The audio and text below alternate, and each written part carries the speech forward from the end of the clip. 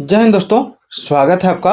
आज के UP TET class में हम लोग देखने वाले हैं बाल विकास से विभिन्न टेट परीक्षाओं में पूछे गए वस्तुनिष्ठ प्रश्नों को। आप देख सकते हैं यूपी टेट में पूछा गया है, यूपी टेट में पूछा गया है, सी टेट में पूछा गया है, सी टेट में पूछा गया है। तो चलिए स्टार्ट करते हैं।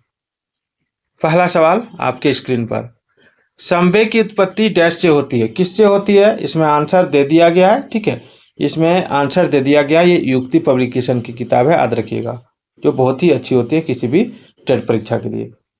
तो देखिए, संवेग की उत्पत्ति किससे होती है? तो ऑप्शन आंसर हो जाएगा मूल प्रवृत्तियों से। संवेग की उत्पत्ति मूल प्रवृत्तियों से होती है।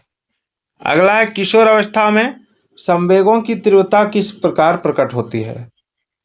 देखिए, प्रतिकूल पारिवारिक संबंध से, व्यवसाय की समस्या से, नई परिस्थिति के साथ समायोजन से। अनुपयुक्त सभी हो जाएगा, option D the right answer. ये देखिए यूपी टेट 2014 सेकेंड पेपर में पूछा गया है।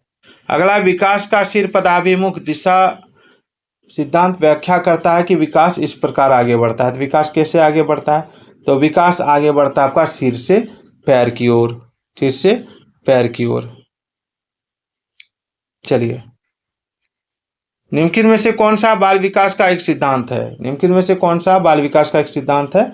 तो विकास परिपक्वन तथा अनुभव के बीच अनोन्य क्रिया की वजह से घटित होता है। यह बाल विकास का एक सिद्धांत है। देख सकते हैं सीटेट 2015 सेकेंड पेपर में पूछा गया था।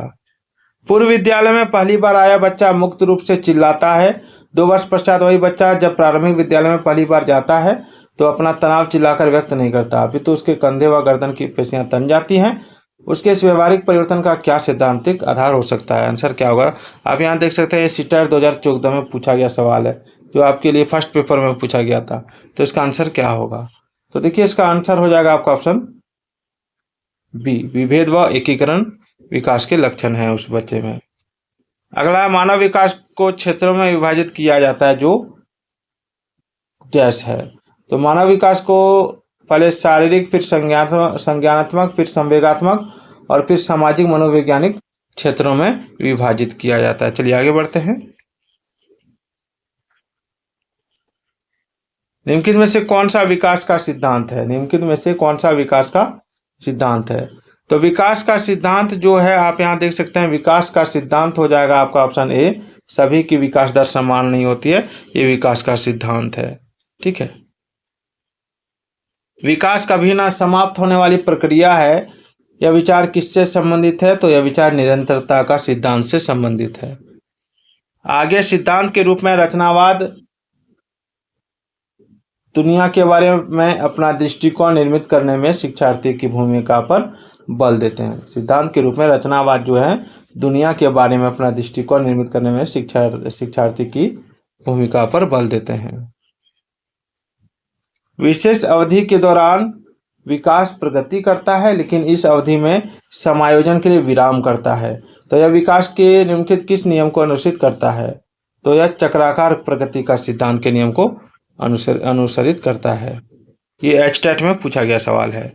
बालकों की सोच अमूर्तता की अपेक्षा मूर्त अनुभवों एवं प्रतियों से होती है। यह अवस्था आपका 7 से 12 वर्ष तक। प्रतिबिंब, अवधारणा, प्रतीक एवं संकेत, भाषा, शारीरिक क्रिया और मानसिक क्रिया अंतर्निहित है। तो विचारात्मक प्रक्रिया में देख सकते हैं, पीबी टेट यानी पंजाब टेट 2011 में पूछा गया था।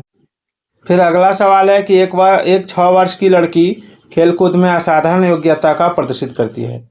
उसके माता पिता दोनों ही खिलाड़ी हैं। उसे नित्य प्रशिक्षण प्राप्त करने भेजते हैं और सप्ताहांत में उसे प्रशिक्षण देते हैं। बहुत संभव है कि उसकी क्षमताएं निम्नलिखित दोनों के बीच परस्पर प्रतिक्रिया का परिणाम होंगी। तो देखिए, इसका आंसर होगा आनुवांशिकता और पर्यावरण के बीच। चलिए, यूपी टेट 2016 फर्स्ट पेपर में पूछा गया था। अगला है कि मनुष्य की वृद्धि आगे की पीढ़ियों में संक्रमित होती है। डैश का कार्य इस जन्मजात योग्यता के विकास के लिए उपयुक्त परिस्थितियों का निर्माण करता है। तो वातावरण का कार्य हो जाएगा। यह भी यूपी टेट 2014 में पूछा गया था। असंगठित घर से आने वाला बच्चा सबसे अधिक कठिनाई का अनुभव करेगा। कब करेगा? तो स्वतंत्र कहाँ करेगा? तो स्वतंत्र अध्ययन में। मानवीय विकास में आनुवांशिकता एवं परिवेश की भूमिका के संदर्भ में निम्नलिखित में से कौन सा कथन समुचित है? तो देखिए, इसका आंसर होगा ऑप्शन सी, विकास के विभिन्न क्षेत्रों में आनुवंशिकता एवं परिवेश का सापेक्षिक प्रभाव परिवर्तनशील है। निम्नलिखित में से कौन सा कथन सत्य है?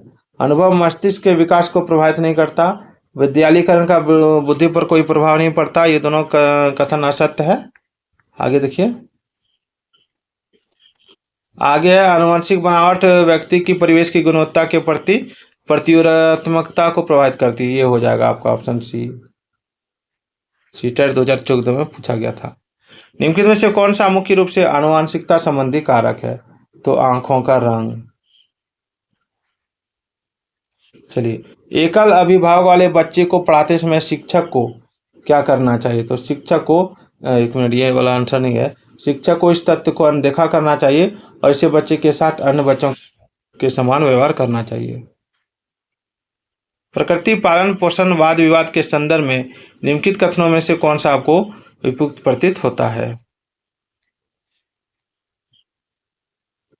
तो देखिए, इसका आंसर हो जाएगा आपका, सवाल एक बार पढ़िए, कि प्रकृति पालन पोषण वाद विवाद के संदर्भ में निम्नलिखित कथनों में से कौन सा आपको उपयुक्त प्रतीत होता है? तो इसका ऑप्शन सी हो जाएगा, वंशानुक्रम तथा परिवेश अभिन्न रूप से एक दूसरे से गुथे हुए हैं और दोनों विकास को प्रभावित करती है।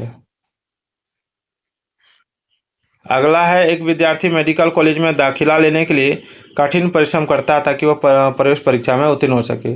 तो यह जो विद्यार्थी है कैसे रूप से अभिप्रेरित है? तो आंतरिक रूप से।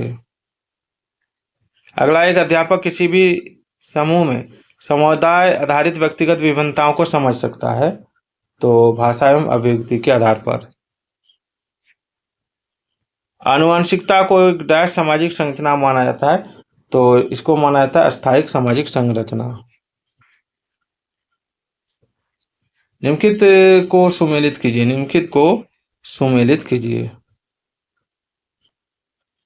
तो देखिए, इसमें लिखा है रिपब्लिक, तो रिपब्लिक हो जाएगा आपका प्लेटो। एमिल एंड एजुकेशन हो जाएगा आपका रूसो। और द स्कूल एंड सोसाइटी हो जाएगा आपका जॉन ड्यूवी। और संध्या विधि हो जाएगा आपका दयानंद। ये बुक के नाम है, ठीक है, और ये राइटर के नाम।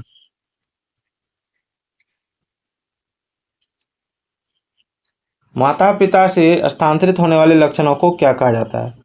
तो इन लक्षणों को कहा जाता है आनुवंशिकता। देख सकते हैं, पीटेट में पूछा गया है। तो वीडियो कैसी लगी कमेंट जरूर कीजिएगा।